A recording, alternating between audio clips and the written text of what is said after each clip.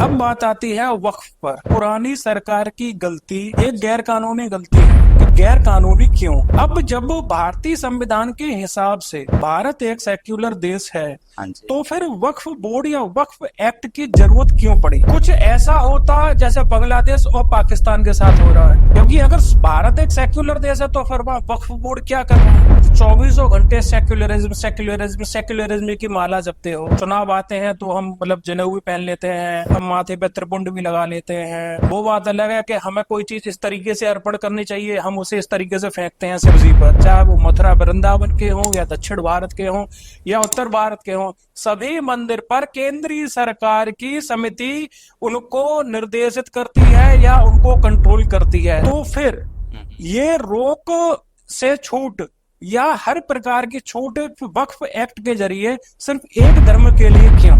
वैसे तो ये रिस्क का मैटर है, क्योंकि समझने वाले समझ लेंगे जी। और ना समझने वाले सरतन से जुदा का नारा लगाते हैं। Just like as east India company आए तो बिजनेस करने थे, हमें लूट पाट के चले गए थे। एक ही तो टारगेट पूरा हुआ, भंडार भर रहा है, लेकिन उस भंडार में से कुछ निकले भी तो सही। हमने किसी बोर्ड को कानूनी ताकत दी, आप अपने धर्म या अपने समाज का भला कीजिए। जब आपके पास 5 लाख एकड़ से ज्यादा जमीन है, घोषित और अघोषित रूप से, 5 लाख एकड़, आप भारत देश में भारतीय सेना और भारतीय रेलवे के बाद तीसरे सबसे ज्यादा भूमि धारक 5 लाख करोड़ से ज्यादा की प्रॉपर्टी की वर्थ रखते हैं, तब भी आपका धर्म या आपका समाज इस प्रकार की निष्क्रियता या इस प्रकार की अशिक्षा के साथ जी रहा है कि अगर हमारी गाड़ी में या कार में, मोटरसाइकिल में, इवन साइकिल में भी अगर पंचर होता है और हम जिस पंचर वाले के पास जाते हैं तो वो कौन होता है? फिर क्या फायदा ऐसे बोर्ड? क्या यहाँ वक्फ बोर्ड की जिम्मेदारी नहीं बनती कि वो अपने समाज के नौजवानों को देश भक्ति के प्रति या देश के प्रति सजग कर? क्या यहाँ वक्फ बोर्ड की जिम्मेदारी नहीं बनती कि अगर हमारे समाज में बहुत ज्यादा गरीबी छाई हुई है, हमारे पास अगर इतनी जमीन है तो उस जमीन के जरिए हम उसका भला कर? मैं वक्फ बोर्ड को चैलेंज करता हूँ, आप सिद्ध कीजिए, आपने इतनी संपत्ति होने के बाद भी अपने समाज का कितना भला किया? कितने आपने गरीब बच्चों की शिक्षा कराई है? कितने आपने गरीब लोगों की क्या कहते हैं इलाज कराए हैं? संपत्ति को हड़पने के लिए हो या सब लेने के लिए हो? क्या देने के नाम पर आपके रास्ते बंद हो जाते हैं? चाहे वो पेपर आपके नाम क्यों ना हो, आपके दादा परदादा परदादा के परदादा परदादा के परदादा या उनकी 20 पीढ़ी पुराने क्यों ना हो, लेकिन अगर रीजन टू बिलीव के अंतर्गत मैंने ये दावा ठोक दिया कि हितेश का घर मेरा है तो मेरा है, ये सेक्शन 40 में जो रीजन टू बिलीव शब्द पे गौर कीजिए, रीजन टू बिलीव, सेक्शन 40 के रीजन टू बिलीव ने अगर मुझे ये शक्ति दी है तो मैं सर्वशक्तिमान, मैं हितेश की जमीन पर भी कब्जा करूंगा या हितेश की जमीन भी मेरी है, या मैं नोएडा में किसी भी महंगी से महंगी इमारत पे मैं अपना कब्जा जता सकता हूँ। तो स्टार्ट करते हैं आज का पॉडकास्ट और वेलकम करते हैं विनीत गौतम जी का। जय श्री राम सर। जय श्री राम, वंदे मातरम।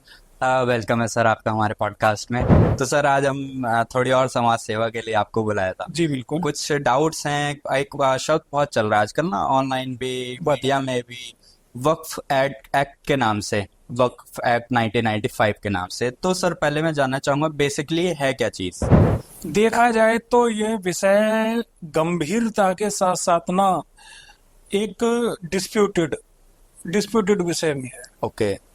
डिस्प्यूटेड विषय इसलिए है कि वैसे तो खैर मुझे यहाँ हिंदू मुस्लिम वाला एंगल लेके नहीं आना चाहिए जी, लेकिन फिर भी अगर हम लोग या कोई हिंदुओं से जुड़ा हुआ कानून है तो आपने हमेशा अभी तक देखा होगा उस पर कोई इतना ज्यादा उधमबाजी या इतनी ज्यादा हाय तौबा कभी नहीं आपने महसूस की होगी जी।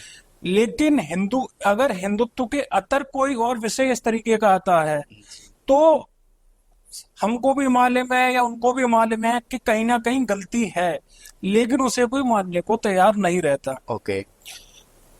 अब बात आती है वक्फ पर जी, चाहे वक्फ बोर्ड हो या वक्फ एक्ट हो जी। मैं शुरुआत यहाँ से करूंगा कि देखा जाए तो पुरानी सरकार की गलती एक गैर कानूनी गलती है। ओके। गैर कानूनी शब्द पे आप यहाँ फोकस कर सकते हैं कि गैर कानूनी क्यों? भारतीय संविधान के हिसाब से भारत एक सेक्युलर देश है जी। यहाँ किसी एक धर्म विशेष की कोई भी चर्चा, कोई भी बात या कोई भी सत्ता या कोई भी सरकार नहीं रहेगी। ओके। जैसे मिडिल ईस्ट में, ठीक है, नहीं साहब, उनके अपने शरीयत वाले लॉ चल रहे हैं, जो जिन्हें हम शरीयत कानून कहते हैं, जी। या कुछ एक यूरोपियन कंट्रीज जो भी हैं, फिर भी वहाँ मतलब उनके जो मेन चर्च हैं उनका आधिपत्य भी बराबर रहता है। और वेटिकन तो देखो है ही, खैर पूरे वर्ल्ड की मतलब एक तरीके से एक डेडिकेटेड कंट्री है वो तो अपने आप में। हाँ जी। उस तरीके से भारत में आजादी के बाद से ऐसा कोई भी यहाँ मतलब विषय या ऐसा कोई भी आधिपत्य वाला विषय नहीं रहा। ओके। अब जब भारतीय संविधान के हिसाब से भारत एक सेक्युलर देश है, हाँ जी। तो फिर वक्फ बोर्ड या वक्फ एक्ट की जरूरत क्यों पड़ी? जी। दोनों शब्द आपस में विरोधाभास है। ओके। विरोधाभास इसलिए है कि या तो हम अरब देशों की तरह मुस्लिम प्रधान देश होते हैं, हाँ जी। या फिर कुछ ऐसा होता जैसे बांग्लादेश और पाकिस्तान के साथ हो रहा है कि ठीक है वो सेकुलर आधार पर बने।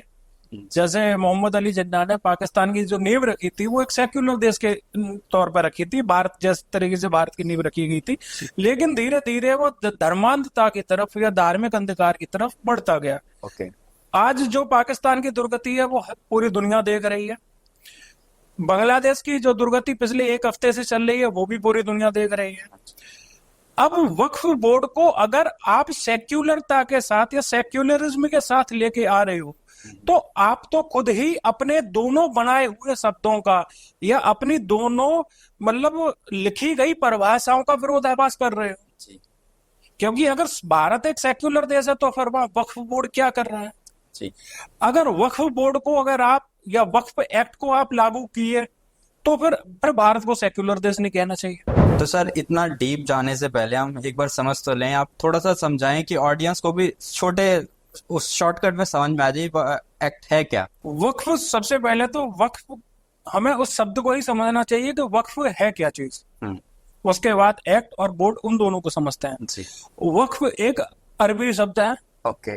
इस शब्द का मतलब होता है कि खुदा के लिए कोई भी चीज, अच्छा। चल अचल कोई भी ऐसी संपत्ति जिसे हम खुदा के लिए अर्पित कर रहे हैं। जैसे यहाँ मंदिरों में अपने भगवान के लिए कोई भी चीज अर्पित करते हैं, जी जी। चाहे वो दान दक्षिणा हो या कोई भी वस्तु हो, चाहे अपने ब्राह्मणों को या भगवान के लिए कोई भी गहने हो या कोई भी मतलब घंटे घड़ियाल हो या कोई जमीन हो, तो जैसे हम अपने भगवान को कोई चीज अर्पित करते हैं तो हम उसे दक्षिणा बोलते हैं। उसी तरीके से वक्फ एक अरबी शब्द है, इसका अर्थ होता है खुदा के लिए आपका अर्पण। तो इसका मतलब तो ये हो गया ना, अपने मन से कुछ देना। जी हाँ जी। लेकिन यहाँ अब इस चीज का भी विरोधाभास हम लगभग आजादी के बाद से देखते हुए आ रहे हैं। ओके। अब जैसे वक्फ के बारे में बता दिया, हाँ। अब आते हैं वक्फ एक्ट के बारे में। वक्फ एक्ट के बारे में अब क्या ही बताया जाए, क्योंकि ज्यादा अगर मतलब गहराई में जाओ तो मतलब ये भी डर लगा रहता है कि कहीं मतलब यहाँ इस देश में ना अर्थ का अनर्थ करने वाले बहुत हैं। लोग संसद में जाते हैं, 1.5-2 लाख रुपए तनख्वाह लेते हैं, सारी सुविधा लेते हैं, महत्वपूर्ण बिंदुओं पर इस तरीके से सो जाते हैं, और जब अपनी बात आती है तो बस किसी वन मानुस की तरह उलू करके प्रशांत हो जाते हैं। मतलब मेरी तात्पर्य यही है कि अर्थ का अनर्थ करना। वक्फ एक्ट की जो स्थापना की गई थी कांग्रेस सरकार के शासनकाल में की गई थी। इस एक्ट की स्थापना का उद्देश्य ये था कि मुस्लिम समाज या मुस्लिम धर्म के लोगों के लिए कुछ, जैसे इंग्लिश में एक वर्ड है एम्पावरमेंट, ओके, या हम ये भी कह सकते हैं कि मुस्लिम एम्पावरमेंट, जैसे वुमेन एम्पावरमेंट आपने सुना होगा। जी जी। तो हम इसे मतलब उसी तरीके से कोरिलेट कर सकते हैं मुस्लिम एम्पावरमेंट जी। कि वक्फ एक्ट एक बनाकर इसके अंदर एक समिति, जिसे हम वक्फ बोर्ड बोलते हैं, जी, समिति का गठन किया जाए।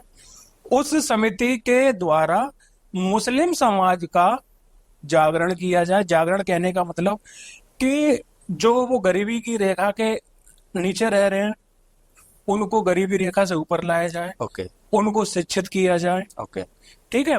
या कहें कि स्वास्थ्य सेवा, शिक्षा सेवा और उनकी जीवन के उच्चतर स्तर को सुधार कर लेकर आना, इन 3 चीजों के लिए, विशेषतः इन 3 चीजों के लिए वक्फ एक्ट और वक्फ एक्ट के अंतर्गत वक्फ बोर्ड की स्थापना की गई थी। मोटा मोटा उनके सुधार की बात की। जी। तो सर आपने 2 शब्द बोले थे, एक तो एक्ट बोला था और एक बोर्ड बोला था, तो वक्फ बोर्ड है क्या इसमें? किसी भी देश में अगर हमें कोई कानून या कोई नई चीज लागू करनी होती है तो सबसे पहले उसके लिए कानून बनाया जाता है। जी। तो वो कानून तो हो गया आपका वक्फ एक्ट। ओके। अब उस कानून को किस तरीके से पारित किया जाए तो उसके लिए एक टीम बनाई जाती है। जी। अगर हम किसी कंपनी की भी बात करें, कोई अगर वहां का सीईओ किसी नए प्रोजेक्ट को असाइनमेंट करता है तो उसके लिए एक डेडिकेटेड टीम बनाई जाती है। जी। तो उसी तरीके से वक्फ एक्ट के अंतर्गत फिर आते हैं वक्फ बोर्ड। ओके। अब हिंदुस्तान में करीबन 28 से ज्यादा अलग अलग तरीकों वक्फ बोर्ड कार्यरत हैं। ओके। 28 से ज्यादा, जिसमें से दो प्रमुख हैं, सिया वक्फ बोर्ड और सुन्नी वक्फ बोर्ड। जी। जो वक्फ एक्ट को किस तरीके से कार्यान्वित किया जाए उस समाज के लोगों के बीच में, उसके लिए फिर वक्फ बोर्ड की आवश्यकता पड़ी। ओके। तो इसको क्या लोग चुनते हैं, इनके मेंबर्स को, या सरकार चुनती है? कौन चुनता है? वक्फ एक्ट के अंतर्गत वक्फ बोर्ड की स्थापना सरकार के द्वारा की जाती है। फिर उसका एक नियोक्ता तैयार किया जाता है। नियोक्ता को हम ये मान के चलो कि उस समिति का कोई सीईओ या एमडी, जी। फिर वह नियोक्ता हाँ जी। या उस संस्था का प्रमुख उस समिति में कौन कौन रहना चाहिए वो नियुक्त करते हैं। अब इस समिति, अब यहाँ एक चीज और है कि अगर भारत एक सेक्युलर देश है तो फिर वक्फ बोर्ड में आपने सारे के सारे जितने भी वहाँ नियुक्ति पद है उन पर सिर्फ मुस्लिम ही क्यों, गैर मुस्लिम क्यों नहीं। ओके। जैसे कि वक्फ बोर्ड में जो भी सदस्य होते हैं, जी। प्रदेश सरकार के कुछ सदस्य होते हैं, कुछ इन लोगों की आपसी सहमति के आधार पर केंद्र सरकार के भी होते हैं, जी। मुस्लिम विधायक हो गए, जी। ठीक है, या मुस्लिम और समाज सेवी हो गए, या जो भी है वो सारे के सारे मुस्लिम लोग होते हैं। ओके। अगर हम एक सेक्युलर देश हैं तो फिर किसी भी समिति में मुस्लिमों से संबंधित किसी भी समिति में सिर्फ मुस्लिम क्यों। ओके। अभी जैसे आपने देखा होगा बीच में अभी टीटीडी तिरुपति देवस्थान के ट्रस्ट को लेकर काफी हंगामा मचा हुआ था जी। कि आपने उस ट्रस्ट में मतलब ईसाई और कुछ मुस्लिमों को क्यों ऐड किया। लेकिन वो हंगामा कुछ दिन चला और शांत हो गया, जी। क्योंकि हम इतने हिंसक लोग नहीं हैं। हमें अपनी सनातन संस्कृति पर गर्व है कि हम इतने अहिंसक और मतलब कानून को मानने वाले लोग हैं। जी।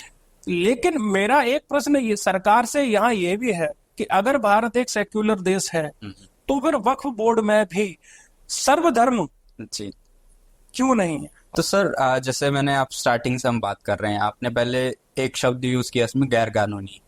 सर, क्योंकि अगर सरकार ने ये लॉ बनाया है तो इसका मतलब कुछ लॉ के अंदर ही बनाया होगा। आपने कहा कि कुछ समाज को, पिछड़े वर्ग लोगों को फायदा मिल रहा है, तो ये गलत कैसे होता जा रहा है? मतलब सब अपोज क्यों कर रहे हैं इस चीज को? मैं गैर कानूनी या इसका अपोज इसलिए कर रहा हूँ कि किसी भी सेक्युलर देश में किसी एक धर्म को हम ऊपर नहीं ले जा सकते हैं। ओके। अगर आप कोई भी, जी। मतलब आपसे मतलब कोई भी ये कह रहे हो कि भारत एक सेक्युलर देश है, आप दिन रात 24 घंटे सेक्युलरिज्म सेक्युलरिज्म सेक्युलरिज्म की माला जपते हो, संसद में भी आप कोई कार्य नहीं होने देते, आप सेक्युलरिज्म सेक्युलरिज्म सेक्युलरिज्म की माला जपते हो। वो बात अलग है कि जब चुनाव आते हैं तो हम मतलब जनेऊ भी पहन लेते हैं, हम माथे पे त्रिपुंड भी लगा लेते हैं। वो बात अलग है कि हमें कोई चीज इस तरीके से अर्पण करनी चाहिए, हम उसे इस तरीके से फेंकते हैं शिव जी पर, ठीक है। वो खैर वो एक चीज दुनिया भी देखती है कि एक शो ऑफ और एक मतलब नेचुरल एक्टिविटी में क्या अंतर है।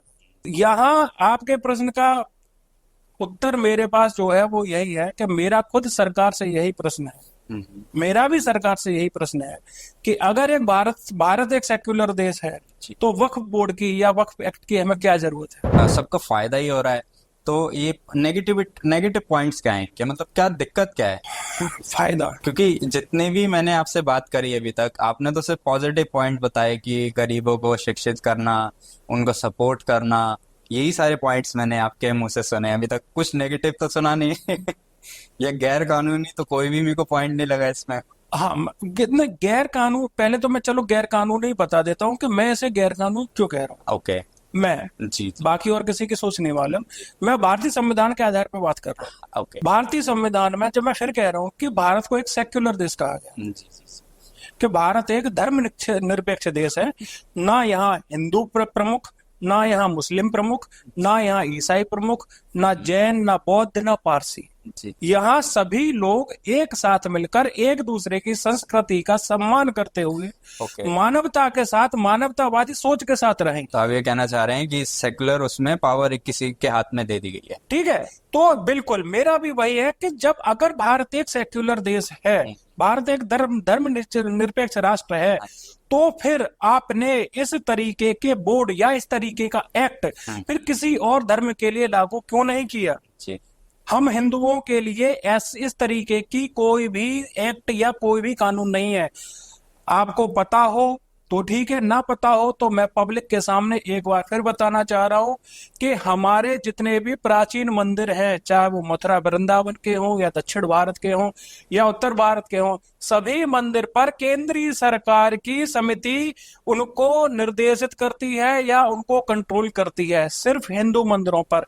लेकिन इस तरीके की कोई भी कंट्रोलिंग ना तो ईसाई धर्म के किसी भी गिरजाघर, चर्च या उनकी किसी समिति पर है, ना ही मुस्लिम धर्म से संबंधित किसी भी मस्जिद मदरसे पर है।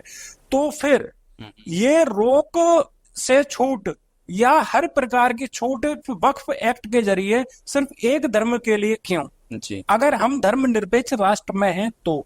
जी इसलिए मैं बार बार यह अभी तक यही कहता हुआ आ रहा हूं कि ये सरासर एक गैर कानूनी है, या फिर वोट मांगने के लिए हम हिंदुओं के साथ किया गया एक धोखा है। ओके। कि हम हिंदू सहिष्णु हैं, गर्व से कहते हैं। हम हिंदू भारत राष्ट्र के संविधान में विश्वास करते हैं, गर्व से कहते हैं। हम हिंदू भारत के कानून को उसी तरह मानते हैं जिस तरीके से हम अपनी गीता, श्रीमद् भागवत गीता या श्री रामायण जी या श्री भागवत जी को सम्मान करते हैं, उसी तरीके से हम अपने कानून का सम्मान करते हैं। ये तो है। तो फिर सारी रोकथाम हमारे ऊपर क्यों, और सभी आजादी वक्फ बोर्ड के नाम पर किसी और को क्यों? मैं देखो फैक्ट पर बात कर रहा हूं। ओके। सारे फैक्ट्स को पूरी दुनिया में या सभी लोग, चाहे मुझे ऑनलाइन फिर बाद में कोई गाली दे आपके YouTube चैनल पर या कोई मुझे सम्मान दे, वो एक बात अलग है, लेकिन फैक्ट से कोई नहीं भाग सकता। हाँ, जो लिखा हुआ है वो तो वही रहेगा। सत्य से कोई नहीं भाग सकता। जी सत्य को जानते हुए भी अगर आप मुझे गाली दे रहे हो तो निर्विघ्न रूप से आप ही कहीं गलत हो। सर, मेन पॉइंट तो मुझे आपका ये समझ में आया कि सेकुलर देश में इस एक्ट की कोई जरूरत नहीं थी, बट फिर भी अभी भी आपने जैसे बताया कि पिछड़े वर्ग को बहुत सपोर्ट दे रहे हैं, फिर भी आप क्यों नाराज हैं इस बात से या इस एक्ट से क्यों नाराज? क्या मैं कुछ छोटे छोटे केस स्टडी या स्टोरी यूज कर सकता हूँ? जी जी वैसे तो ये रिस्क का मैटर है क्योंकि समझने वाले समझ लेंगे जी जी। और ना समझने वाले सरतन से जुदा का नारा लगाते हैं वो। ठीक है, खैर मुझे उन चीजों से कोई लेना देना नहीं है। ईश्वर ने जन्म दिया है और जब उसे वापस बुलाना होगा वो तभी होगा। खैर मान के चलिए कि मैं एक कंपनी हूँ, जी just like as east India company. Okay. जैसे ब्रिटिश कभी आए थे, हाँ जी। आए तो बिजनेस करने थे, हमें लूट पाट के चले गए। खैर मैं एक कंपनी हूँ, ईस्ट इंडिया कंपनी जैसा। मैंने आपको किसी आइलैंड का या किसी देश का वहां का गवर्नर जनरल बना के भेजा। ओके। आपको कई सारे राइट्स दिए, जी कानूनी अधिकार भी दिए कि आपको वहां क्या करना है, क्या नहीं करना है और कैसे करना है, सारे अधिकार दे दिए। आपको मैंने एक टारगेट भी दिया कि अगर वो जगह पिछड़ी हुई है तो उस जगह का डेवलप भी होना चाहिए जी। और हमारा रेवेन्यू भी अप होना चाहिए या हमारे भंडार भी भरने चाहिए। ओके। आप वहां गए, आपने देखा वाकई में इस देश में पैसे की कमी नहीं है, इस जगह पैसे की कमी नहीं है। आपने कुछ तो लोगों को व्यापार के जरिए, जब व्यापार से न माने तो उन्हें डरा धमका कर अपनी तरफ या अपने बिजनेस में किसी भी तरीके से आपने उन्हें सम्मिलित कर लिया। ओके। अब आप तो पैसा कमाते गए, हाँ जी। चाहे नील की खेती से या किसी की भी खेती से, या जमीन छीन कर या जमीन पे कब्जा करके या जमीन खरीद कर, जैसे भी हो आप तो अमीर होते गए। लेकिन जिस कार्य के लिए आपको वहां भेजा गया था वो कार्य तो संपन्न हुआ नहीं। एक ही तो टारगेट पूरा हुआ, भंडार भर रहा है, लेकिन उस भंडार में से कुछ निकले भी तो सही। ओके। अगर भारतीय सरकार हमसे टैक्स के जरिए कुछ पैसे अपनी तरफ ले रही है, ओके, तो हमें सुविधाओं के रूप में वापसी भी तो कर रही है, जी। चाहे किसी भी तरीके से करे। और हम ये नहीं कह सकते कि सरकार टैक्स के रूप में हमसे लूट रही है। जी। ये बेवकूफ या मूर्ख लोग कह सकते हैं। सड़क कहाँ से बन रही है? चलो वो बात का विषय है, मैं मुख्य कहानी पे वापस आता हूँ कि अब हमारे भंडार तो भर रहे हैं संस्था के रूप में, कंपनी के रूप में, लेकिन हमसे जुड़े हुए लोगों को क्या मिला? अब उसी तरीके से हम वापस उस कंपनी को किसी बोर्ड में कन्वर्ट कर देते हैं, तब्दील कर देते हैं। जी। बाकी आप समझ जाएं, हमने किसी बोर्ड को कानूनी ताकत दी ओके। कि आप अपने धर्म या अपने समाज का भला कीजिए, ओके। जो भी वहां पिछड़ापन है उसे दूर कीजिए, जो भी अशिक्षित हैं या अशिक्षा फैली हुई है आप वहां शिक्षा फैलाइए, ओके। उनके जीवन के स्तर को सुधारिए, उनके गिरे हुए जीवन को स्तर को आप उच्च कीजिए, उन्हें हर तरीके की शिक्षा दीजिए, रोजगार वाली शिक्षा भी दीजिए, समाज देश वाली शिक्षा भी दीजिए, हर तरह की शिक्षा दीजिए। आपके पास धन दौलत तो बहुत हो गया, समाज या अपने धर्म के लिए फिर आपने क्या किया? जो बेरोजगारी की प्रतिशतता, परसेंटेज जिसे हम बोलते हैं, 1947 में थी, आबादी के साथ उतनी ही प्रतिशतता या परसेंटेज आज भी है। ओके। तो फिर इस बोर्ड की अहमियतता रह कहाँ गई? अगर वक्फ बोर्ड की स्थापना या वक्फ एक्ट अगर किसी उद्देश्य के साथ लागू किया गया था तो क्या वह उद्देश्य सफल हो पाएगा? मैं कहता हूं, पब्लिक से भी कहता हूं कि चलो आप मेरी बातों पे यकीन ना कीजिए, ओके। ना आप करें या जो आपके व्यूअर्स हैं वो करें, जी। फैक्ट पर तो हम कहीं नहीं जा सकते ना, सरकारी आंकड़ों को तो हम नहीं जुटला सकते ना। जी। यह सरकारी आंकड़ों को छोड़िए, हम शहर में, गांव में, जहां कहीं भी रह रहे हैं, अपने आसपास इस धर्म या समाज से संबंधित लोगों की जो हकीकत या सच्चाई देखते हैं उसे तो नहीं जुटला सकते ना। जी। जब आपके पास 5 लाख एकड़ से ज्यादा जमीन है, घोषित और अघोषित रूप से, मतलब 5 लाख एकड़, ओके। आप भारत देश में भारतीय सेना और भारतीय रेलवे के बाद तीसरे सबसे ज्यादा भूमि धारक हैं। ओके। लगभग घोषित और अघोषित दोनों मिलाकर घोषित रूप से आप 1.25 लाख करोड़ से ज्यादा की प्रॉपर्टी वर्थ रखते हैं और अघोषित रूप से आप 5 लाख करोड़ से ज्यादा की प्रॉपर्टी की वर्थ रखते हैं। तब भी आपका धर्म या आपका समाज इस प्रकार की निष्क्रियता या इस प्रकार की अशिक्षा के साथ जी रहा है। तो सर ये सारी जो लैंड आप बात कर रहे हैं तो ये लोगों ने खुद अपने ऐड से दी है? बिल्कुल सही सवाल, मुद्दा गर्म है, विषय बहुत गर्म है। जी। आजादी के बाद से अगर हम जमीनों की बात करें कि इतने वॉल्यूम में जो इनके पास जमीन है, आपने अभी तक कितने ऐसे लोग या जमींदार देखे हैं अब जिनके पास 100 एकड़ भी जमीन? सर हम तो सिटीज में रहते हैं, सबके पास फ्लैट ही होते हैं छोटे छोटे।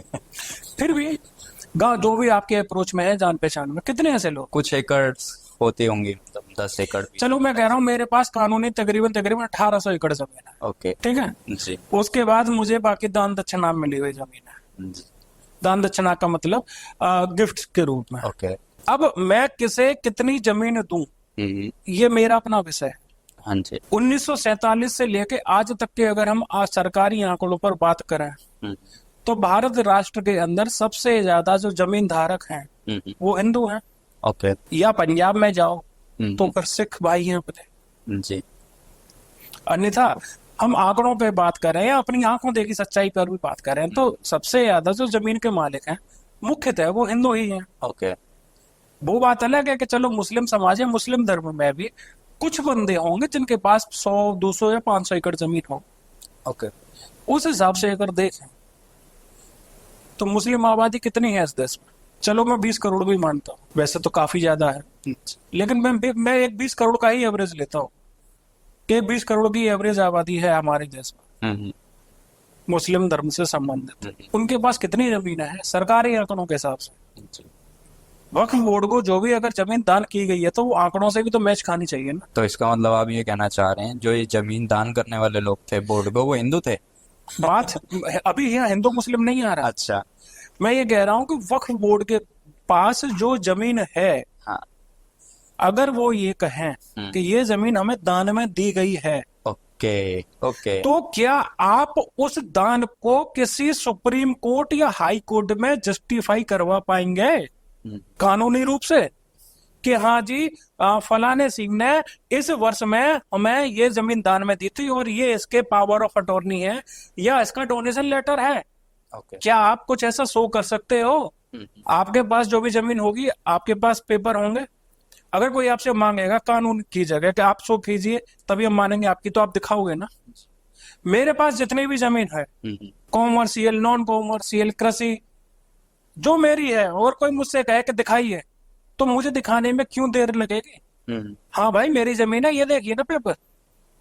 तो क्या वक्फ बोर्ड इस तरीके से भारत के सर्वोच्च जो कानूनी संस्था है सुप्रीम कोर्ट, उसे ये सिद्ध कर सकती है या प्रूव कर सकती है कि ये जमीन हमें दान में मिली है? अब जब वो जमीन दान में नहीं मिली इतनी, तो वो जमीन कैसे ली होगी आप सोच सकते हैं? सर आज आप इसलिए यहाँ पे हैं कि हमें बताने के लिए कि दान में मिली तो कैसे मिली, नहीं मिली तो कहाँ से आई। मैं वही कह रहा हूँ कि जब 20 करोड़ की आबादी को मैं मान रहा हूँ कि कानूनी रूप से मान के चल रहा हूँ कि 20 करोड़ की आबादी है, या चलो मैं 25 करोड़ भी आबादी मानूं, या चलो और खुला दिल रखूं मैं 30 करोड़ की आबादी भी मानूं कि हिंदुस्तान के अंदर भैया, भारत राष्ट्र के अंदर जो हमारे मुस्लिम भाई है वो 30 करोड़ की आबादी में रह रहे हैं। ये तो फिर आप भी आते जाते हुए देखते होंगे कि हमारे आसपास कितने मुस्लिम भाइयों का आर्थिक स्तर कितना ऊंचा है और कितना निम्न है। बुरा मानने वाली बात नहीं है, लेकिन जो सत्य है वो सत्य ही रहेगा। हमारी कार या मोटरसाइकिल में अगर पंचर हो जाए, मैं किसी पे कटाक्ष नहीं कर रहा, सत्य से परिभाषित कर रहा हूँ। मेरा कटाक्ष करने का बिल्कुल मूड नहीं है, लेकिन मैं इस कटाक्ष के जरिए से वक्फ बोर्ड को निशाने पर लेना चाहता हूँ कि अगर हमारी गाड़ी में या कार में, मोटरसाइकिल में, इवन साइकिल में भी अगर पंचर होता है और हम जिस पंचर वाले के पास जाते हैं तो वो कौन होता है? मुझे बताने की जरूरत नहीं है, सब जागृत लोग हैं और सबको मालूम है। फिर क्या फायदा ऐसे बोर्ड का? क्या फायदा जो अपने समाज या अपने धर्म के लोगों को यह भी नहीं समझा पा रहा कि भाई शिक्षा जरूरी है। शिक्षित रहोगे तो हमारे पूरी पीढ़ी या पूरे परिवार आगे तक के लिए सुधर जाएंगे। अशिक्षित रहोगे तो हमें कोई भी धर्म के नाम पर या किसी भी और अन्य बातों के नाम पर पागल बनाएगा। हम कब तक ये अपने मन को तसल्ली देते रहेंगे कि ये भूले भटके नौजवान हैं जो आतंकवाद में पाए जाते हैं? कब तक? कभी तो वो समय आए कि भाई भूले भटके कैसे, आप तो सोच समझ के ही गए हो ना। क्या यहाँ वक्फ बोर्ड की जिम्मेदारी नहीं बनती कि वो अपने समाज के नौजवानों को देश भक्ति के प्रति या देश के प्रति मतलब सजग करे? क्या यहाँ वक्फ बोर्ड की जिम्मेदारी नहीं बनती कि अगर हमारे समाज में बहुत ज्यादा गरीबी छाई हुई है, हमारे पास अगर इतनी जमीन है तो उस जमीन के जरिए हम उसका भला करें? आपके मंच के जरिए मैं वक्फ बोर्ड को चैलेंज करता हूँ, आप सिद्ध कीजिए आपने इतनी संपत्ति होने के बाद भी अपने समाज का कितना भला किया है। कितने आपने गरीब बच्चों की शिक्षा कराई है, कितने आपने गरीब लोगों की क्या कहते हैं इलाज कराए हैं। या अभी वायनाड में जो मतलब अभी मतलब प्राकृतिक जो आपदा आई, आपने वहां कितने मेडिकल कैंप लगाए, आपने वहां कितने हेल्प कैंप लगाए? क्या आप सिर्फ मतलब संपत्ति को हड़पने के लिए हो या सिर्फ लेने के लिए हो? क्या देने के नाम पर आपके रास्ते बंद हो जाते हैं? क्या आप देने वाला रास्ता नहीं जानते कि देने का रास्ता किधर से है? या सिर्फ लेना ही लेना जानते हो कि नहीं इधर इसे भी लो, इसे भी लो, इसे भी लो?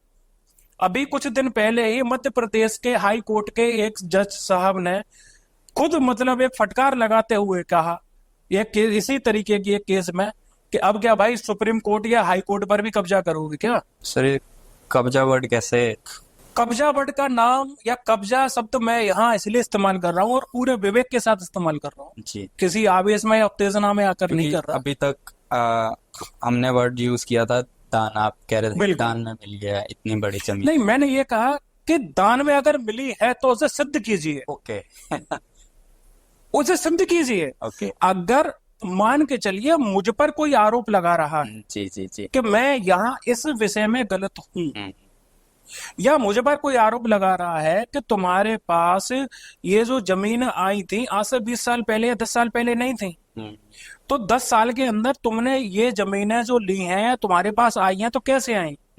तो अगर मैं सत्य हूं और वो मेरी ईमानदारी की कमाई है, या किसी एक अच्छे मतलब मैंने कहे तो उसे एक अच्छे नजरिए के साथ या ईमानदारी से उसे कमाया है, तो मैं उसे सिद्ध करूंगा कि ये जमीन मैंने खरीदी है, जी।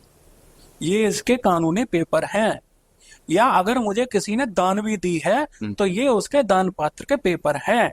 क्या आप इस तरीके से सिद्ध कर सकते हैं कि आपके पास ये जो पूरे भारतवर्ष में इतनी जमीन है, घोषित और अघोषित रूप से, कि वो किस तरीके से आई?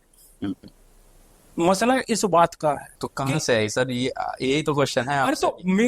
मेरा मैं खुद वक्फ बोर्ड से और सरकार से ये आग्रह करता हूं कि आप अपनी इन संपत्तियों का जो विवरण है वो खुलेआम कीजिए ना। जब आज वक्फ बोर्ड पर चारों तरफ उंगलियां उठ रही हैं, तो आप अपने आप को सिद्ध कीजिए कि हम गलत नहीं है, जी।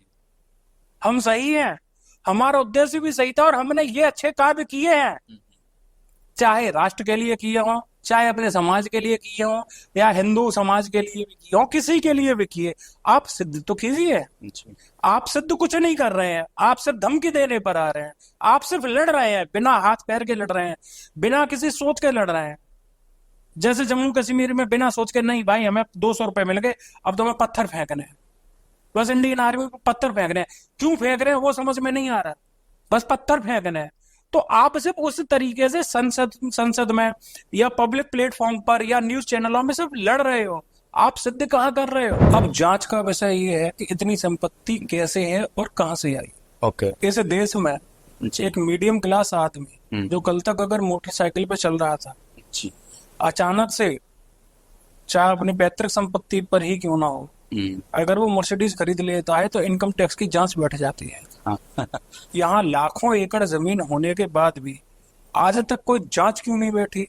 सबसे बड़ा चिंतन का विषय तो यही है। ओके। क्या यह पूरी संपत्ति कानूनी रूप से ली गई है या गैर कानूनी रूप से? अगर हितेश मैं आपको अपने दिल और मन की दोनों की बात बताऊं तो मैं तो खुल के कहूंगा गैर कानूनी रूप से। पूरी नहीं तो 60% तो सही। तो सर ली कैसे जाती है जमीन? मुद्दा यही तो है। बहस पिछले कई दिनों से यही तो छिड़ी जी। कि इसमें सुधार क्यों किया जाए, क्योंकि जो सुधार वाला बिंदु है, अगर मैं तथ्यों और जो सरकारी वेबसाइट पे जो आधारित, जो सरकारी वेबसाइट पे जो उन्होंने वक्फ बोर्ड एक्ट की जो कॉपी दी है, अगर मैं उसके आधार पर बोलूं तो वक्फ अधिनियम का जो सेक्शन 40 है उस पर बहस छिड़ी हुई है। ओके। मैं अब ये चीज फैक्ट के आधार पर बोल रहा हूँ, अपने मन और अपने दिल से नहीं। ओके जी। जो मैंने मतलब कानून जो वहां से कुछ कॉपी लिया है। ओके। वक्फ अधिनियम के सेक्शन 40 पर बहस छिड़ी है। इसके तहत बोर्ड को रीजन टू बिलीव की शक्ति मिल जाती है। मतलब अगर मैं विनीत गौतम ये ठान ले के हितेश का घर मेरा है तो वो मेरा है। ऐसे कैसे? ऐसा ही है, मुझे शक्ति मिली है सर, मैंने खरीदी है। अरे मेरे नाम के पेपर। आपकी शक्ति, वो सॉरी, आपके कानूनी स्टाम्प पेपर है, आपके खरीद का कोई मतलब नहीं रखता। सर मैंने गवर्नमेंट को अगर फीस दी है, मैंने रजिस्ट्री कराई है। अरे तो भाई उसी सरकार ने मुझे वक्फ बोर्ड या वक्फ एक्ट के नाम पर वो भी तो शक्ति दी है ना, रीजन टू बिलीव की। ओके। ओके। आप कैसे कह सकते हो वो मकान आपका? मैंने, अगर मैं विनीत गौतम हूँ, मुझे अगर रीजन टू बिलीव वाली शक्ति मिली है तो वो मकान हितेश का नहीं है, वो मकान मेरा है। चाहे पेपर मेरे नाम हो। बिल्कुल हो, चाहे वो पेपर आपके नाम क्यों ना हो, आपके दादा परदादा परदादा के परदादा परदादा के परदादा या उनकी 20 पीढ़ी पुराने क्यों ना हो, लेकिन अगर रीजन टू बिलीव के अंतर्गत मैंने ये दावा ठोक दिया कि हितेश का घर मेरा है तो मेरा है। ओके। ये सेक्शन 40 में जो रीजन टू बिलीव शब्द पे गौर कीजिए, रीजन टू बिलीव।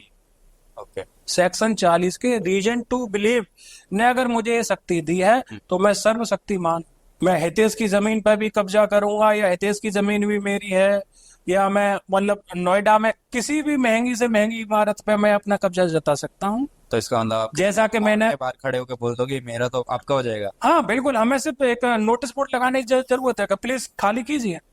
तथ्यों के आधार पर ही मैं आपको कुछ बिंदु गिनाता हूँ कि 2022 में तमिलनाडु के वक्फ बोर्ड ने हिंदुओं के बसाए, जो कि 2000 साल पुराना गांव था, थिरुचेंदुरई गांव जो कि तमिलनाडु में है, वक्फ बोर्ड ने अपना दावा ठोक दिया। ओके। यार मजाक का विषय नहीं है ये कोई, कि 2000 साल पुराना गांव, 2000 साल पुराना मंदिर 710 ईस्वी से आपका धर्म मुख्य धारा में आना चालू हुआ है। तो देख कह सकते हैं 1400-1500 साल ही तो हुए हैं अभी आपको। मतलब ये तो वही वाली बात हो गई कि मैं अपनी उम्र से 6 साल बड़े बच्चे का बाप हूं। कैसे संभव हो जाएगा? तथ्य नाम की कोई चीज होती है, कानून नाम की कोई चीज होती है, सामाजिक स्वीकारता नाम की कोई चीज होती है कि नहीं होती है? कि मान के चलो मैं हूँ क्या कहते हैं अभी 45-46 साल का, और मैं किसी 52 साल के बच्चे को कहूँ नहीं ये तो मेरा औलाद है या मेरा बेटा, कैसा, how can be possible? But sir जैसे आपने मेरे को समझाया कि नहीं नहीं, अभी एक पॉइंट है, अभी और भी आ रहे हैं। Okay. रुकिए, अभी ऐसे नहीं। हाँ जी। बेंगलुरु का ईदगाह मैदान, इस पर 1950 से वक्फ संपत्ति होने का दावा किया जा रहा है। ओके। पेपर इसलिए लेके आया हूं ताकि कल को कोई ये ना कहे कि मैंने मनगढ़ंत बातें लिखी हैं या कही हैं। ओके। कानूनी रूप से सूरत के नगर निगम भवन को वक्फ संपत्ति होने का दावा किया जा रहा है। तर्क यह है कि इसे मुगल काल में सराय के रूप में इस्तेमाल किया जाता था। कोलकाता के Tollygunge club, royal Calcutta golf club और बेंगलुरु में आईटीसी विंडसर होटल, ये होटल तो अभी 3 या 4 महीने पहले ही वहां के हाई कोर्ट के आदेश से मतलब इस डिस्प्यूट से बाहर निकला है। तो सर इसमें कौन सी बड़ी बात होगी? अगर जैसे आपने बोला, अगर आपने मेरी जमीन पे वो कर दिया, क्लेम कर दिया, तो मैं कोर्ट चला जाऊंगा। क्यों चले जाओगे? सर मेरे पास पेपर। सेक्शन 40 में मेरे पास या हमारे बोर्ड को वो सारी ताकतें मिली हुई हैं। आप कोर्ट भी नहीं जा पाओगे जब तक हम आपको एनओसी नहीं दे देते, तब तक आप कोर्ट भी नहीं जा पाओगे। और अगर आप कोर्ट जाते हो तब भी वो प्रोसीजर हमारे बिना पूरा नहीं होगा, क्योंकि हमें कानूनी ताकत मिली हुई है, सेक्शन 40। तो मतलब आप ये कह रहे हो अगर मुझे आपसे केस लड़ना है तो मुझे आपसे परमिशन लेनी पड़ेगी? मेरे पास ही आना पड़ेगा। ऐसे तो कभी होगा जितनी जैसे जितनी मूवी आई थी सन्नी देओल की कि ये देवा की अदालत है, यहाँ मैं ही जज हूँ, मैं ही वकील हूँ। तो ये मतलब कुछ हमारी भूतपूर्व सरकारों ने कुछ ऐसी, अब क्या कहें, मतलब गैर कानूनी कदम उठाए। गैर कानूनी, मैं फिर से वही दोहराता हूँ कि अगर हम धर्म निरपेक्ष हैं तो पर वहां किसी एक संप्रदाय मतलब धर्म को ऊपर उठाने के लिए वोट क्यों? बस, और कुछ नहीं। चीज। और मेरी कोई मानसिक द्वेष नहीं है मतलब के साथ। तो वही वाली बात कि जब हमें कानूनी ताकत ही मिली हुई है देवा की अदालत की तरह, कि ये देवा की अदालत है, यहाँ जज भी मैं हूँ, वकील भी मैं। तो इसका मतलब मैं चुपचाप से अपना घर छोड़ के चला जाऊं? बिल्कुल लड़ भी नहीं सकता? नहीं सकते। जैसे तमिलनाडु में भी कुछ दिन पहले हुआ था, या हर जगह उसी का आजकल एग्जाम्पल दिया जा रहा है, जो कि लेटेस्ट इसलिए दिया जा रहा है। ओके। पास्ट एग्जाम्पल को किसने देखा, किसने सुना? जी। लेटेस्ट है इसलिए उसको दिया जा रहा है कि भाई किसी को अपनी जगह बेच नहीं थी, जब वो तहसील कंपाउंड में गए तो वहां तहसीलदार साहब या वहां के जो अधिकारी है वो तारीख ली तो वक्फ बोर्ड की जमीन है। ऐसा अगर मेरे आपके साथ हो जाए तो हम क्या करेंगे? कुछ बचेगा ही नहीं। हम वक्फ बोर्ड के चक्कर लगा रहे हैं, फिर वक्फ बोर्ड मान के चलो ये आदेश देख अच्छा ठीक है कितने में बिकेगी, सब 20 लाख में बिकेगी। वो अगर हमसे कुछ धनराशि अपने लिए एज रॉयल्टी मांग ले तो क्या वो कानूनी है? इसलिए इस बोर्ड को सुधार की जरूरत है कि भाई कहीं तो रोक हो आप पर। ऐसा थोड़ी है कि आज आपके पास मतलब 3 लाख एकड़ या 4 लाख एकड़ जमीन है तो कल को आप रक्षा विभाग या रेलवे से ऊपर भी निकल जाओ। फिर मेरा पर्सनल गुस्सा इस बोर्ड के साथ, और सामाजिक तरीके से, मैं ये भी नहीं कह रहा कि अपनी मानसिक खुन्नस उतार रहा हूँ, सामाजिक तरीके से 3 लाख एकड़ जमीन का मतलब समझते हैं आप? नहीं। या 1 लाख एकड़ भी अगर मैं चलो मानू, एक राउंड फिगर, चलो 3 लाख 2 लाख बाद की बात है, 1 लाख एकड़ समझते हैं? नहीं sir, as a common man कोई आइडिया नहीं कि इतनी बड़ी जमीन होती कितनी। तमिलनाडु में मेरे पास एक ही जगह रामनाथपुरम जिले में करीबन 826 एकड़ जमीन है। वो जमीन एक जगह से दूसरी जगह जाने में 6.5 किलोमीटर लंबी है। ओके। और उसकी चौड़ाई करीब 1.25 किलोमीटर की है। 826 एकड़ की बात कह रहा हूँ। 1 लाख एकड़ जमीन कितनी होगी? चलो एक साथ एक जगह नहीं, टुकड़ों में सही, कितनी होगी आप एक अंदाजा लगा सकते हो। अगर वक्फ स्टेट हो गया, गोवा जैसे कई स्टेट आ जाएंगे। अगर वक्फ बोर्ड वाकई में ईमानदारी के साथ कार्य करता, ईमानदारी के साथ, निष्कपटता के साथ, निश्चलता के साथ, कि हमें वाकई में अपने धर्म के लोगों के लिए या अपने समाज के लोगों के लिए एक अच्छा कार्य करना है, तो आज मुस्लिम धर्म के लोगों की इतनी दयनीय स्थिति नहीं होती और ना हो सकती जितना वक्फ बोर्ड के पास संपत्ति है। तो सर इस इतनी बड़ी जो जगह है, इतनी बड़ी जो लैंड है, इसका कुछ तो काम होता होगा, कोई खेती होती होगी, लोगों के लिए फ्री खाना के लिए कुछ इंतजाम होता होगा, कपड़े बनते होंगे, कुछ तो होता होगा। सवाल तो वही है, मैं भी तो वही कह रहा हूँ कि अगर मेरे पास या आपके पास एक बोर्ड के तौर पे इतनी जगह है, फिर भी अगर आपका समाज इतनी दयनीय स्थिति में है तो क्यों है? अगर आपके पास कृषि जमीन है तो वो कृषि से जो भी उत्पादन हो रहा है वो कहाँ जा रहा है, या उस उत्पादन की बिक्री से जो भी आय हो रही है वो कहाँ जा रही है? आप क्या कार्य कर रहे हैं उसका? क्या कोई आपके पास जवाब है, वाजिब जवाब, जिसे पूरा देश स्वीकार करे एक मन के साथ? अगर मेरे पास 826 एकड़ जमीन, एक जगह की बात बता रहा हूँ कि 4-5 जगह और हैं अलग अलग, कहीं कुछ कम कहीं कुछ ज्यादा है।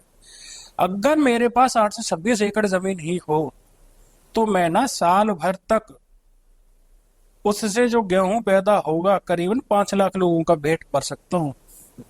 गेहूं से भी, चावल से भी, और वहां आसपास जो हम खेतों की बाउंड्री पे जो केले या पपीते के पेड़ उगाएंगे ना, उनसे भी।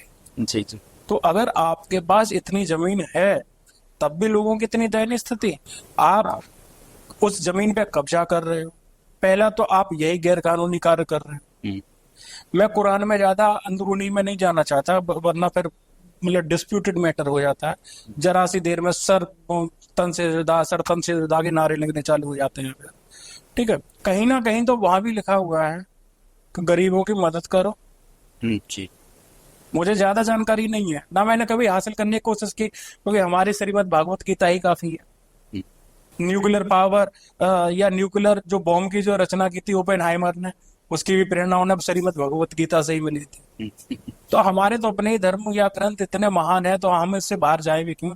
लेकिन फिर भी जितना उसमें मैंने सुना है, अपने जो मुस्लिम जान पहचान वाले लोग हैं जो कि बहुत अच्छे अच्छे पदों पर हैं, या समाज में उनका एक बहुत ऊंचा स्थान है, या जो अरब में जो मेरे जॉर्डन में जो जान पहचान वाले जो मेरे लोग हैं, जो कि जिन्हें हम कह सकते हैं कि जो प्योर है, सऊदी अरब में, जॉर्डन में, कुवैत में, जिनके साथ हमारे मतलब रेगुलर संबंध है। ये भी नहीं है कि साल में 1-2 बार बात होती है, महीने में, हफ्ते भर में हम लोग आपस में वार्तालाप करते हैं। मेरी बेटियां मतलब वहाँ व्यापार के लिए आती जाती रहती हैं। तो वो लोग जकात क्यों बोलते हैं कुछ कि शायद हमें जितना हम कमाए उसमें से कुछ प्रतिशत हिस्सा गरीबों को दान दें, धर्म के अकॉर्डिंग। जैसे हमारे यहाँ दशांश चलता है, ये दसवांश चलता है कि आप अपनी इनकम का 10वां हिस्सा गरीबों को दान करो या जरूरतमंद को दो। ठीक है, तो वक्फ बोर्ड जो इनकम कर रहा है उससे क्या कर रहा है, क्या भलाई कर रहा है? चलो आपके सारे गुनाह माफ हो जाएं उस स्थिति में कि आपने अगर चलो किसी से जमीन छीनी छपटी, मैं छीना छपटी शब्द यूज करूंगा, कह रहा आपने किसी से जमीन छीनी छपटी सेक्शन 40 का सहारा लेकर या राइट टू बिलीव का सहारा लेकर, क्या ये जमीन हमारी है, हमें बिलीव है, बस हो गई हमारी, बस वहां पे गए और बोल दिया कि ठीक है, हमारी। उससे आपने क्या भलाई कर ली अपने समाज के लिए? तो फिर इसका मतलब तो मुस्लिम समाज भी इनके अगेंस्ट होगा फिर? देखो, मैं ये नहीं कह सकता कि इनका समाज इनके खिलाफ है या नहीं है, लेकिन ये अपने समाज के खिलाफ हैं और ये अपने समाज के धर्मद्रोही है। द्रोही इसलिए कह रहा हूं कि इतनी संपत्ति होने के बाद भी अगर आप अपने समाज के लिए कुछ नहीं कर रहे हो तो आप बहुत बड़े धोखेबाज हो। आप या कोई और भी, हम हिंदुओं पर हमेशा हंसी उड़ाते रहते हैं, हमारे मंदिरों की वेल्थ पर हमेशा हंसी उड़ाते रहते हैं और क्वेश्चन मार्क लगाते रहते हैं कि अरे पद्मनाभ स्वामी में इतना मंदिर है, इतना बड़ा मंदिर है, इतना पैसा है कि उसका क्या किया? तिरुपति मंदिर में इतना दान आता है, उसका आपने क्या किया? या और भी कई ऐसे विशाल और प्राचीन मंदिर है जहाँ एक अपार वैभवता के साथ धन की कोई कमी नहीं और आज भी धन लगातार दान के रूप में आ रहा है। तो आप ये भी तो देखिए कि वो लोग उस धन का सदुपयोग किस तरीके से कर रहे हैं। कोविड-19 के समय पे ऐसा कौन सा मंदिर नहीं था जिसने भंडारे ना चलाए हों? चाहे वो इस्कॉन हो, मैं वैसे इस्कॉन का विरोधी हूं, मैं इस मंच पर खुलेआम कह रहा हूं, मैं इस्कॉन का विरोधी हूं, ठीक है, लेकिन फिर भी कोविड-19 जैसी महामारी के समय उन्होंने भी अपने अन्न के भंडार खोले थे। उन्होंने ये नहीं देखा था कि हिंदू है कि मुस्लिम है, ईसाई है, ये सिख है, ये पारसी है, या ये SC ST है या OBC है। जिसे जरूरत पड़ी या जिसने भी उनसे संपर्क किया उसको उसके घर तक मतलब भोजन पहुंचाया गया। या और भी कई ऐसे मंदिर हैं जिन्होंने मेडिकल कैंप चलाए, या आज भी जहां कहीं भी उनकी जरूरत होती है मेडिकल कैंप चलाए जाते हैं। वक्फ बोर्ड के नाम पर आपने क्या किया? सिर्फ संपत्तियों पर राइट टू बिलीव के नाम पर या उसके सहारे से कब्जा किया। और क्या किया आपने? चलो हम ये नहीं कह रहे कि आप संपत्ति को वापस करो, अरे कम से कम आप अपने समाज का तो भला कीजिए। अगर मैं ये कह रहा हूं कि जितनी इनके पास जमीन है, भूमि है, सारी की सारी भूमि ऐसी तो नहीं होगी जो सिटी के बीचों बीच होगी, जबकि इन्होंने बहुत ऐसी भूमि भी कब्जाई हुई है जो सिटी के बीचों बीच है, जिस छोटे छोटे टुकड़ों की कीमत ही करोड़ों अरबों रुपए की है, बम्बई जैसे शहर में, बेंगलोर जैसे शहर में, हैदराबाद जैसे शहर में। मैं लेकिन मैं चलो उस भूमि को एक साइड में कर कर अगर मैं कृषि भूमि की तरफ आऊं, तो आप उस कृषि भूमि के जरिए गरीब लोगों को मतलब एक सहारा देकर उनके जीवन स्तर को उच्च कर सकते हो। जी। तो सर जैसे अभी ये टॉपिक हर जगह मीडिया में है, संसद में भी बात चल रही, तो मौजूदा सरकार इस बारे में क्या सोच रही है, क्या करना चाहती है? देखो, इस चीज पर मैं कोई टिप्पणी नहीं करूंगा, क्योंकि अभी मैं खुद इस चीज के विषय में या इस विषय में पूर्ण रूप से जानकारी नहीं रख पा रहा हूँ। लेकिन मौजूदा सरकार का जिस तरीके से जो भी छोटी अल्प एक जानकारी जो मुझे मिली है, वो उनका बस यही है कि इस संस्था पर एक कानूनी रोक लगाई जाए। घोड़े पर लगाम क्यों लगाई जाती है, आप बताएं? अगर हम घोड़े की सवारी करते हैं या हाथी की सवारी करते हैं, तो मतलब हाथी की सवारी करने वाले के हाथ में एक लोहे की छड़ होती है जिसमें छोटा सा पेना कोना भी रहता है। क्यों होता है वो? ताकि अगर वो बेलगाम जाए तो उसे रोका जाए, बेलगाम जाए तो उसे रोका जाए, इसलिए घोड़े में लगाम लगाई जाती है। इसलिए हाथी पर वो मतलब वो महावत की वो कंट्रोल रहती है। तो मौजूदा सरकार कुछ नहीं कर रही, गलत कुछ नहीं कर रही, वो सिर्फ इस पर लगाम लगाने की कोशिश कर रही है कि अब ना आपके आजादी के दिन खत्म हुए, अब आप सरकार के प्रति उत्तरदायी होंगे, और ये कोई गलत बात नहीं है। इससे किसी के भी धर्म का कोई नुकसान नहीं हो रहा है। बस एक सिस्टम बनाना चाह रहे हैं, सिर्फ एक सिस्टम बनाना चाह रहे हैं, जो कि किसी भी लोकतांत्रिक देश में बहुत जरूरी भी है। अगर वही सरकार हमारे मंदिरों पर कंट्रोल कर सकती है, तो वक्फ बोर्ड पर क्यों नहीं? ये प्रश्न फिर हम भी तो उठा सकते हैं भाई, कि जब हमारे मंदिर सरकार के आधिपत्य में है, तो आपको आने में समस्या क्यों? आप खुद कुछ कर नहीं रहे हो, सरकार को तो करने दो फिर। या आप सिर्फ लेना ही लेना जानते हो, सरकार से भी लो, पब्लिक से भी लो, या एनक्रोचमेंट के जरिए मतलब कब्जे भी कर लो फिर। तो भाई लगाम तो जरूरी है एक लोकतांत्रिक देश में। और सरकार के नाते फिर चाहे इस कार्य को कांग्रेस ही क्यों ना कर रही होती, अभी चलो बीजेपी है तो इसलिए अरे नहीं बीजेपी एंटी मुस्लिम है तो लोगों को भड़काया जा रहा है। सब इतना ही मुद्दा है कि लोगों को बीजेपी के नाम पर, कि बीजेपी एक एंटी मुस्लिम पार्टी है, भड़काया जा रहा है। अन्यथा सरकार जो भी कर रही है, मैं फिर कह रहा हूं उस पर टिप्पणी नहीं करूंगा क्योंकि अभी मुझे खुद पूरी जानकारी नहीं है। लेकिन सरकार फिर भी जो कर रही है, तो वो सिर्फ इतनी कर रही है कि एक बेलगाम घोड़े को सिर्फ लगाम पहनाने की कोशिश कर रही है। घोड़े की आजादी पर से कोई हननता नहीं आ रही। और वैसे भी एक लोकतांत्रिक देश में आजाद फिर कुछ हो नहीं सकता, क्योंकि कानून है सब चीज के लिए। हम सड़कों पे चलते हैं तो क्या हमारी गाड़ी में भले ही हम 250 का स्पीड हो, क्या हम चला सकते हैं? सरकार ने क्यों स्पीडोमीटर लगा रखे हैं कि कोई भी 110 किलोमीटर से ज्यादा ना जाए? लगाम जरूरी है। अन्यथा अगर वो 250 किलोमीटर की स्पीड से चलती हुई गाड़ी जा रही है, तो कहीं ना किसी को अपनी चपेट में ले लेगी। तो ऐसे ही वक्फ बोर्ड, ऐसा ना हो कि आए दिन या आने वाले दिनों में इस बोर्ड को लेकर या इस बोर्ड की इस तरीके की करतूतों को लेकर कोई एक नई कानूनी मतलब व्यवस्था के साथ कुछ मतलब खिलवाड़ हो या कानूनी व्यवस्था खतरा हो, तो उसके लिए सरकार सिर्फ एक लगाम लगाने की कोशिश कर रही है। तो ये कुछ गलत नहीं है, ना कानूनी रूप से और ना ही लोकतांत्रिक रूप से। सबका भले की बात है, सबके भले की बात है। अगर मुस्लिम समाज के लिए बोर्ड बनाया गया तो उनको फायदा पहुंच रहा है नहीं पहुंच रहा है, उसका भी सरकार संज्ञान ले सके। मुस्लिम समाज से करबद्ध मेरा एक प्रश्न है, करबद्ध, और वैसे मुझे करबद्ध करने की जरूरत नहीं है, फिर भी चलो करबद्ध ही पूछ रहा हूं कि वक्फ बोर्ड से पूरे हिंदुस्तान में, पूरे भारत में, गिलगिट से लेके कन्याकुमारी तक और कोहिमा से लेके कांडला तक 1000 ऐसे गरीब परिवार दिखा दें जिनको पिछले 5 साल में वक्फ बोर्ड की सहायता से उनके जीवन में कोई नई उन्नति हुई हो। पिछले 50 साल में, या पिछले 50 साल ही कहूंगा, जब से ये वक्फ बोर्ड बना है, चलो 2-4 साल इन्हें इसलिए दे दिए कि आप मार्केट में जैसे कोई नई चीज आती है तो थोड़ा ट्राई करती है, प्रैक्टिस करती है। पिछले 50 साल में मैं 50,000 लोगों की तो उम्मीद कर सकता हूँ, 1 साल के 1,000 ये ऐसे परिवार दिखा दें कि जिनके बच्चों को वक्फ बोर्ड ने वक्फ बोर्ड के खर्चे पर उच्च शिक्षा हेतु या निम्न शिक्षा हेतु भारत के या किसी विदेशी संस्थान में दाखिला दिलाया। सर अब ये ऑनलाइन जाएगा ये प्रोग्राम? बिल्कुल जाएगा। पूरा ये आप एक तरीके से पूरा सवाल पूछ रहे हैं आपसे। क्यों ना पूछें, आप एक लोकतांत्रिक देश में हो। जी, ये भी। यहाँ हर कोई एक सवाल के दायरे में है।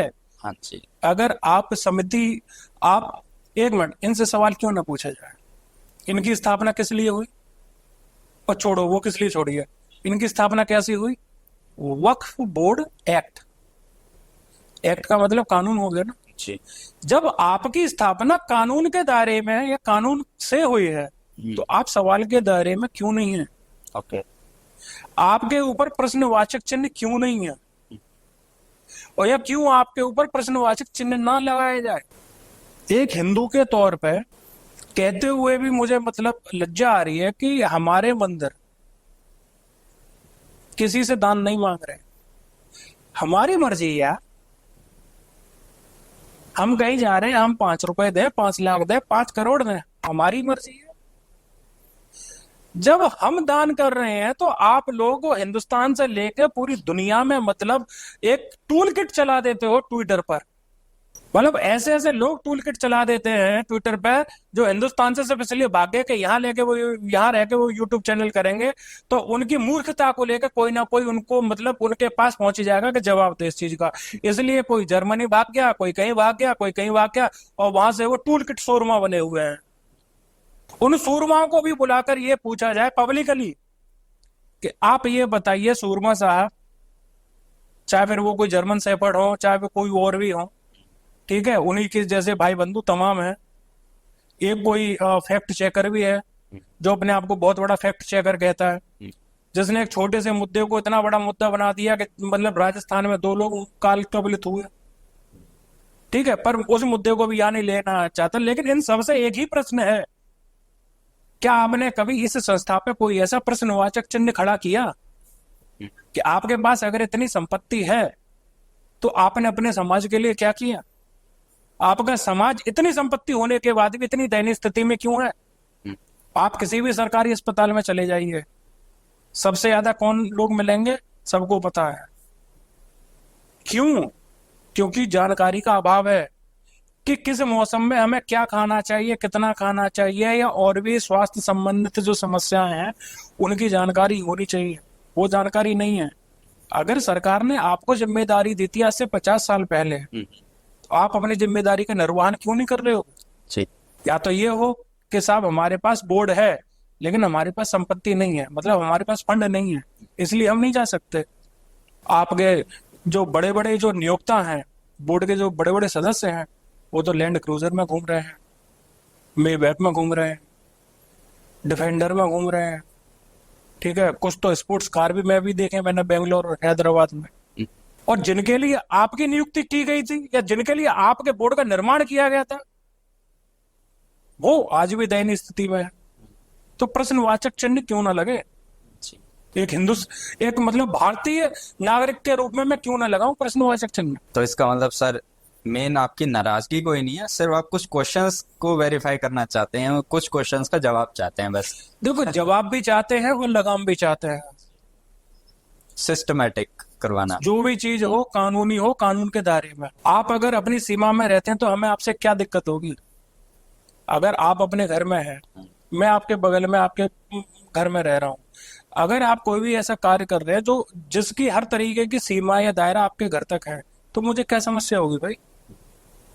आप भले म्यूजिक सुन रहे हो, डांस कर रहे हो, कुछ भी कर रहे हो, अगर उस म्यूजिक की आवाज मेरे पास तक नहीं आ रही है तो मुझे क्या समस्या होगी?